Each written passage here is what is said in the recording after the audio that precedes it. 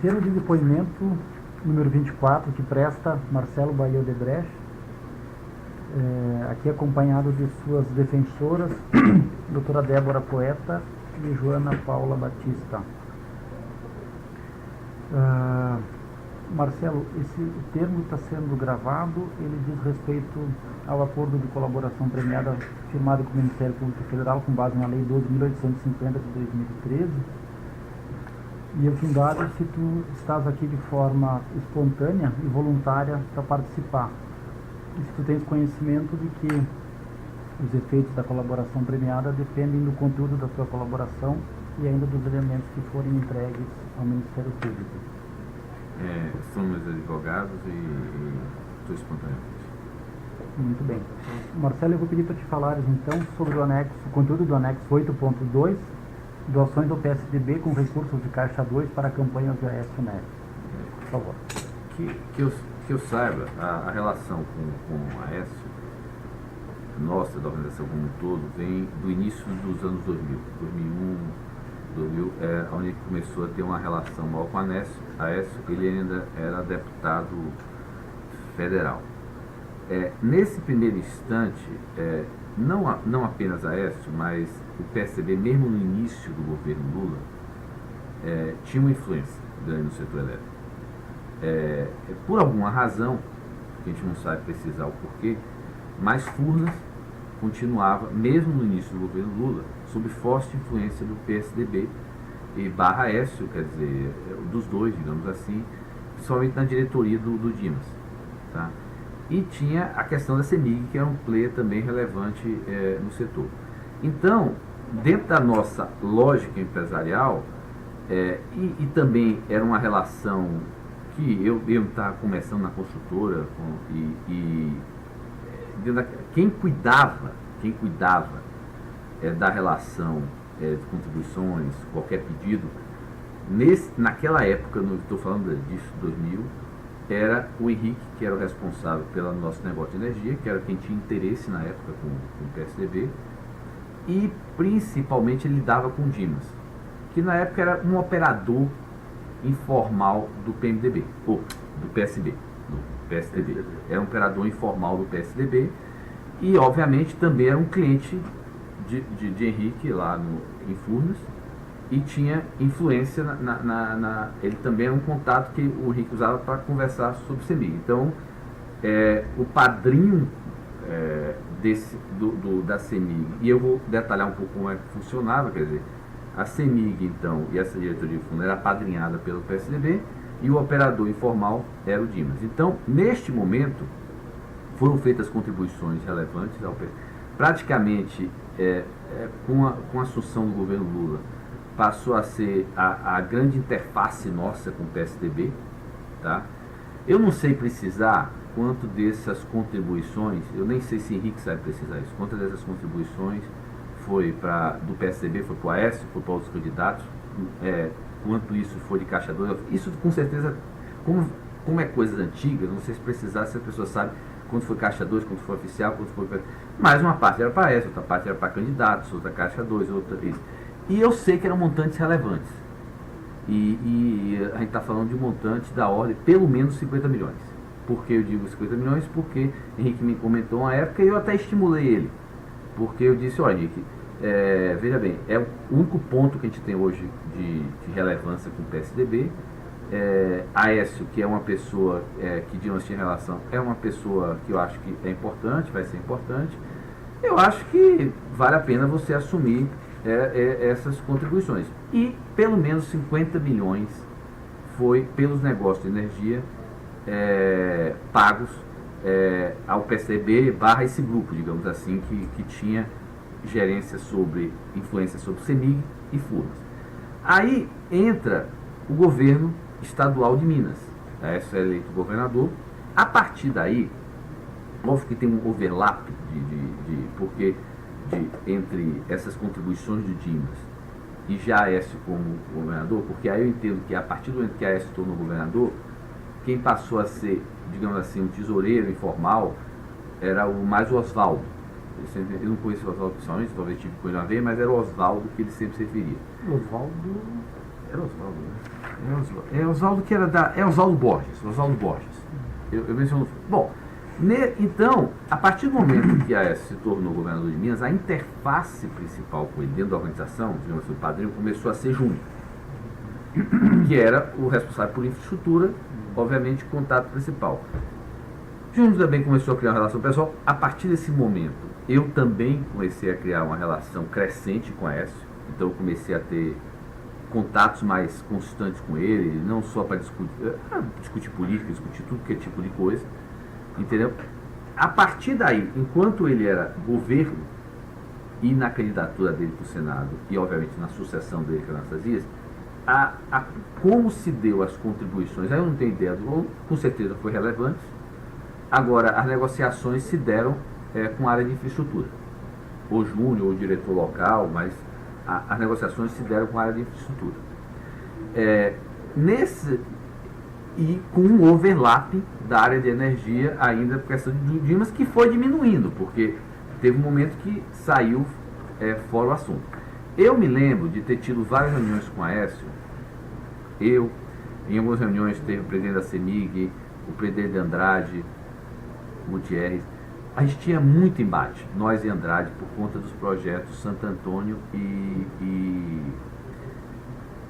Belo Monte. E a Andrade se usava do fato que ela tinha influência na CEMIG para complicar a nossa vida. Por exemplo, a CEMIG era um investidor importante em vários desses projetos, e a CEMIG dizia, para entrar nesse projeto como investidor, a Andrade tem que vir junto. E aí a gente usava a nossa relação com a Aécio para contrabalançar um pouquinho a influência que a Andrade tinha diretamente na CEMIG. Então a gente teve algumas reuniões com a presença que a Aécio, com a presença de Sérgio, para ver se apaziguava, alinhava as coisas. Então se discutiu esses temas basicamente voltados para a questão da influência, principalmente da CEMIG, que era sempre o investidor nesses projetos importantes.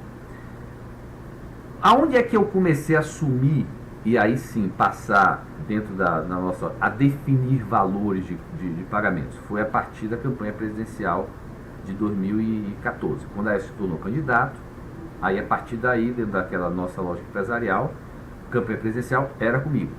Então a primeira conversa que eu tive para definir a questão de valores com a Aécio foi ainda pré-campanha, onde o PSDB e ele precisava precisava ter gastos pré-campanha, e aí eu acertei com ele um valor de gastos pré-campanha, entendeu?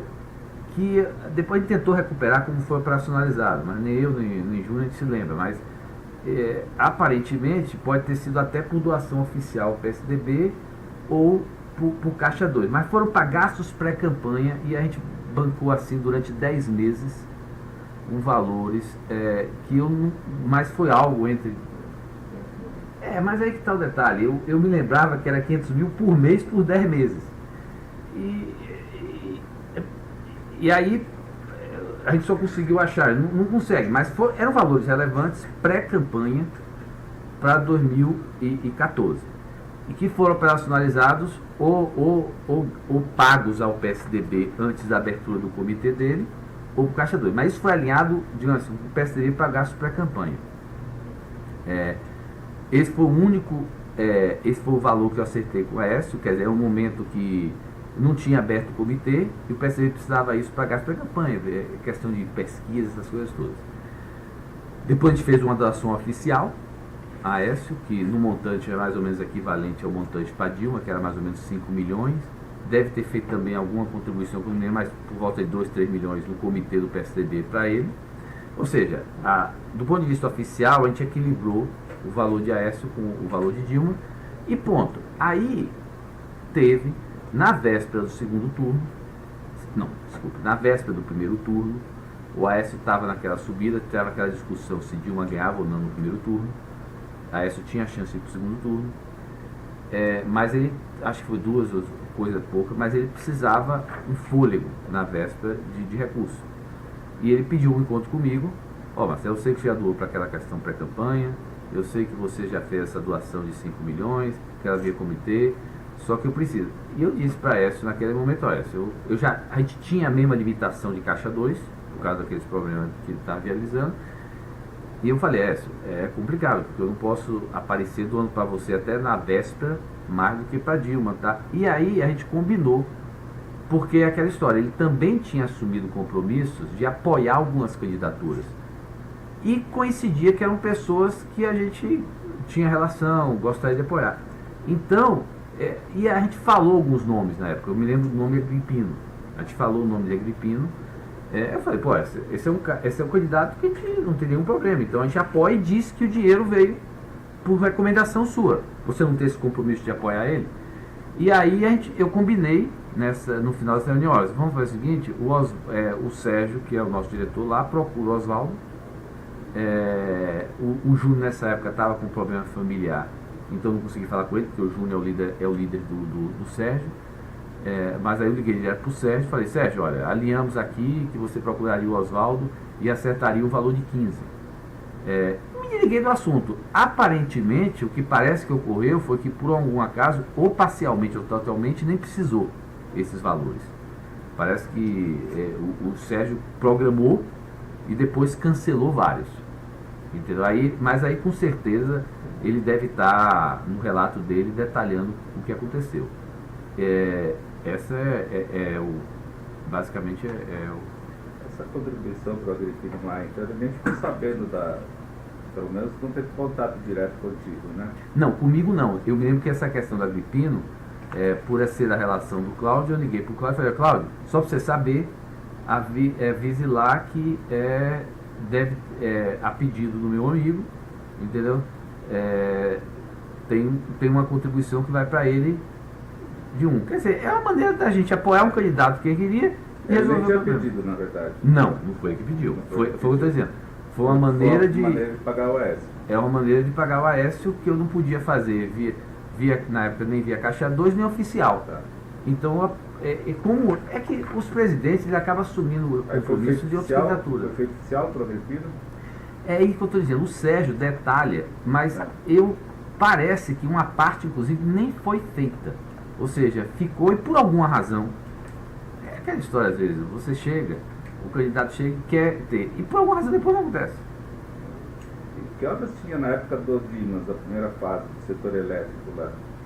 O que vocês tinham lá para justificar a doação? Não, Dimas é o seguinte, Dimas, ele era, Furnas, a gente sempre foi um cliente nosso, e Dimas dele sempre, era o ponto de contato que na época o Henrique usava também para CEMIG. Eram dois clientes importantes. CEMIG e Furnas. Obras de... A gente tinha obras de hidrelétrica, basicamente. Furnas, E depois, na infraestrutura, que grandes obras de infraestrutura teve lá em Minas para justificar pagamento de... Não teve grandes obras de infraestrutura. Eu acho que aí as contribuições que Júnior deve ter acertado e até foram incentivadas sem precisar o valor, eu sempre incentivei ele a fazer isso, aí já era mais olhando a questão do projeto futuro de Aécio, entendeu? Eu comecei a ter relação com ele, então não teve grandes coisas em Minas Gerais, ou seja, talvez a gente tenha feito contribuições para as campanhas lá de Minas maiores do que justificava o próprio negócio em si, pela questão de olhar o futuro, entendeu? Acho que teve a questão do centro administrativo. Basicamente, eu não sei se teve mais alguma coisa. Negócios, alguma obstrução, alguma questão assim que tinha que ser resolvida sobre essas doações? Não me lembro. Não. Bem, se eu tivesse, obviamente, Aécio era um cara que, como eu falei, é o tipo de cara que tinha liberdade suficiente. Se eu precisasse algum apoio, eu fazia. Ele nunca cobrou nada por aquilo ali. E, obviamente, que existia uma expectativa de eu sempre apoiar ele, eu apoiava, entendeu? Quer dizer, ele tinha liberdade na véspera de duas semanas antes da eleição, buscar um apoio para mim para dar um fôlego no primeiro turno. Mas exatamente por isso ele não era um cara, nunca teve uma conversa para mim de pedir nada vinculado a nada. Tá, o seu correspondente lá, o Júnior? Eu acho que eu não posso dizer para o Júnior, mas eu acho que a relação de Júnior também é uma relação como a minha, muito forte, pessoal, com a Aécio, entendeu? era direta. A Aécio tinha a relação direta comigo e com o Júnior, não tinha com o Henrique, a relação era através do Dimas. Eu sempre tenho preocupação com essa relação, através eu tenho mais preocupação com essa relação através dos prepostos, porque eu acho que os prepostos, muitas vezes com o consentimento do seu líder político, fazem pedidos, vinculam, entendeu? E não tem menor cerimônia de fazer isso. Algum outro executivo, líder executivo da sua empresa, fez doação para o Aécio? Não, a relação com o Aécio, que eu saiba, sempre foi Henrique, através do Dimas, Júnior / Sérgio, porque Sérgio é o nosso diretor lá de Minas, e eu. Eu não sei de mais ninguém que tenha tido relação com o Aécio. Tá. E esse Oswaldo Borges, que é o seu tesoureiro informal, quem era o tesoureiro oficial? Não sei. Não sabe. Eu não sei, eu nunca procurei saber. Na verdade, era Oswaldo, que eu sempre ouvi falar que quando você estava com Oswaldo. Eu acho que normalmente o tesoureiro às vezes muda de campanha para campanha. Mas ele era a pessoa que era encarregada do Caixa 2. E o Caixa 2 aqui foi feito por Caixa 2, só para esclarecer mais uma vez, por que foi feito por Caixa 2? Eu não, veja bem, eu não sei. Além do problema do manter equilíbrio oficial. O que é o seguinte, apesar de eu não saber precisar, eu tenho certeza, apesar de não precisar, que é o seguinte: todo lugar que a gente tinha ou uma relação forte, ou uma presença forte, com certeza teve Caixa 2. Porque não dava para tratar essa diferenciação. Então o que eu digo é o seguinte: eu mesmo sem saber que existia, ou seja, eu nunca soube o montante, nunca precisei o montante de Caixa 2 para Minas, ou para o Rio de Janeiro, ou para São Paulo, eu sei que havia. Porque não tem como você dar um montante diferenciado sem ser via Caixa 2, porque o limite que a gente estabelecia internamente para um candidato a governador era 200 mil. Então, todo lugar que a gente tinha uma relação forte, ou por mais que a gente tivesse o artifício de doar para o comitê estadual, tinha um limite. Ou seja, doar para o comitê nacional para ir para cá, obviamente o pessoal ia para todos os limites. Mas em algum momento, se tinha uma relação diferenciada, tinha Caixa 2 pela forma. Você não tinha como viabilizar nada. E os outros governadores ficavam sabendo do Caixa 2?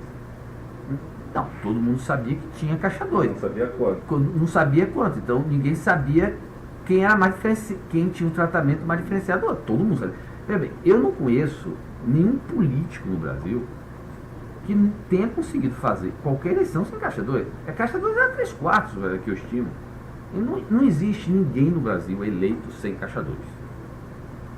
O cara pode até dizer que não sabia, mas recebeu o dinheiro do partido que era Caixa 2.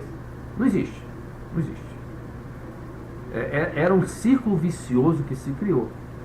Tanto é assim que na hora que resolveram cancelar ou que se começou a escrutinizar mais, teve que aumentar o fundo partidário para início de conversa. A eleição ficou agora mais barata, né? A eleição para não tinha como. Não existe. Um político que disser que não recebeu Caixa 2 está mentindo. Esse crime eleitoral, todo mundo praticou. O que eventualmente pode não ter praticado é aquela história. Caixa 2 virou uma coisa que ninguém mais tratava como crime.